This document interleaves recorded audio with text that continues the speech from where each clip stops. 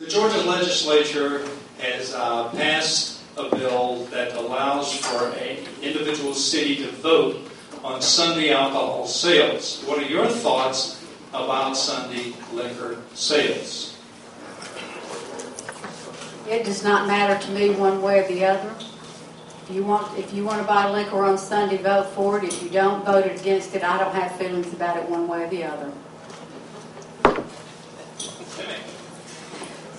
I think it is an important issue, and it's being addressed the right way by a vote, and the voice of the people will be heard one way or the other. I think it's a bit archaic to think that people, if they buy alcohol on Sunday, they're going straight to heck. I just think there are other ways to get to heck than by having an adult beverage.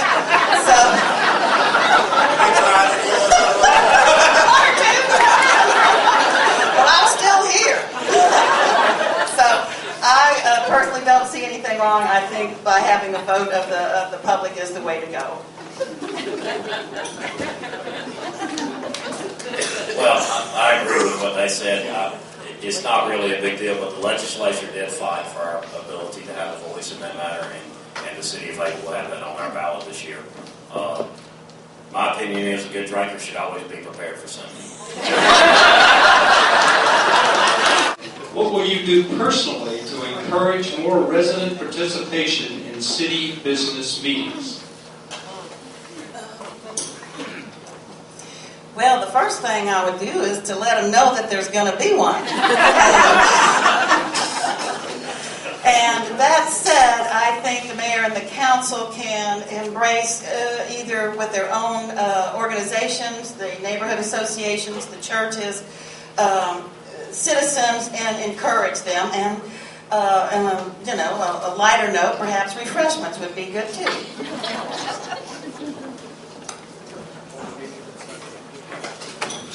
You're all about that coffee thing. Well, we actually had an open house a few weeks back for volunteers for our boards, and nobody showed up.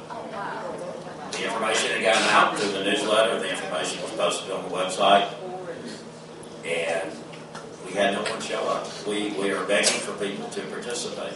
The city has one of the most open governments I've ever seen. Actually, recently we passed a booting ordinance having to do with some folks booting cars over there on Virginia Avenue. And the very industry that we were trying to regulate had a voice at the table, and we allowed a two-way dialogue to occur. So to paint this picture that the city of Hapeville is not an open government, I've never seen a more open government in our life.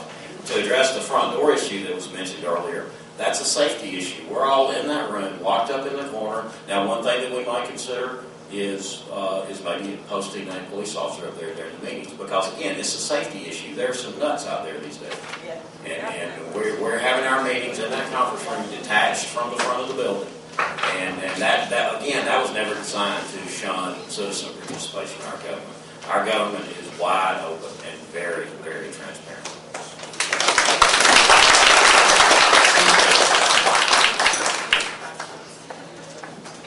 Well, for those of you who may be voting for me, I will say if you put me in office as mayor, you best be showing up to those meetings to support me. I also feel that the neighborhood associations is a way to go, getting out the meeting information to the neighborhood association presidents.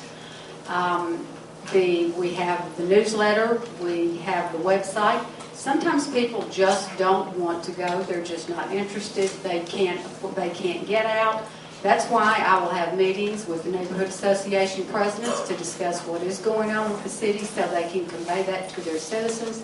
And that's why I will have the meetings with the mayor one-on-one. A lot of times people don't like to go to meetings and stand up and speak. It's intimidating.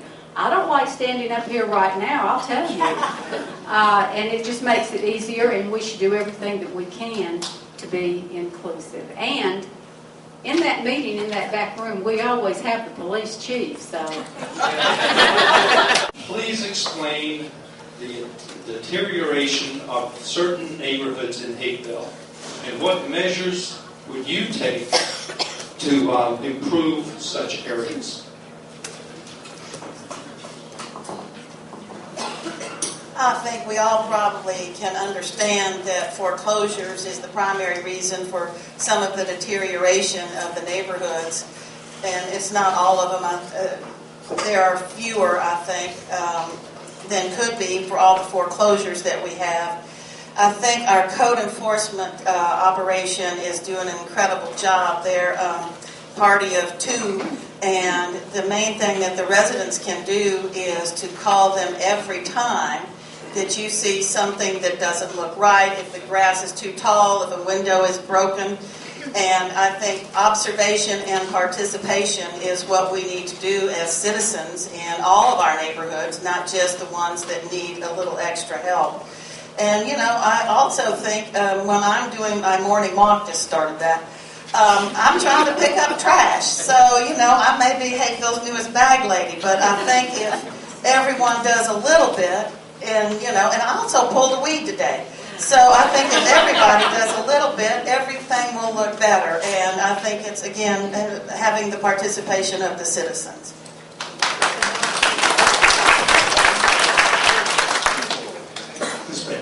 Well, again, Diane is right. That's the key to it, citizen participation. Foreclosures that are a record number, there's nothing we can do about that. We have absentee landlords. Right now, I think our code enforcement officers are overtaxed. It puts an extra burden on our police department. We have break-ins, we have more thefts.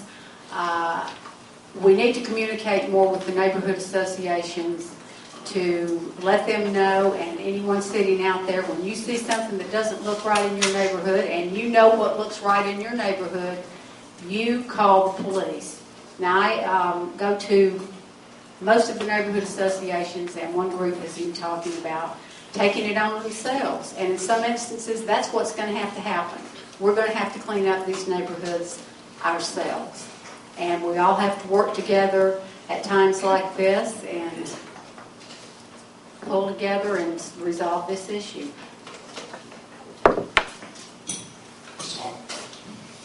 I have told Chairman Bradbury of the Development Authority that I really wish the Development Authority was flush with cash right now, because now would be a wonderful time for the Development Authority to step up to the plate and acquire some of these houses. And again, we've all said it, foreclosures are the biggest problem in the downward economy.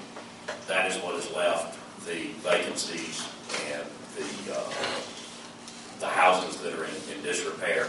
It is very challenging for our code enforcement people, because they have to track down the owners, and as soon as they get them tracked down, by the time they get through the paperwork, it's changed hands again. Another bank has the paper, and they got to go all the way back through the process. It's very frustrating.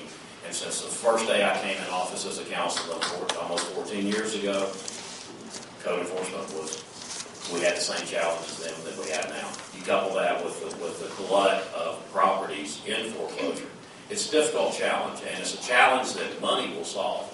Just identifying those funds for someone to acquire that property. And that's why I have an idea that I'm flushing out to utilize the Development Authority as a vehicle by which we could offer some incentives to developers to come in and redevelop the property, get it back cleaned up, get it back on the tax rolls, and make it a viable part of this community.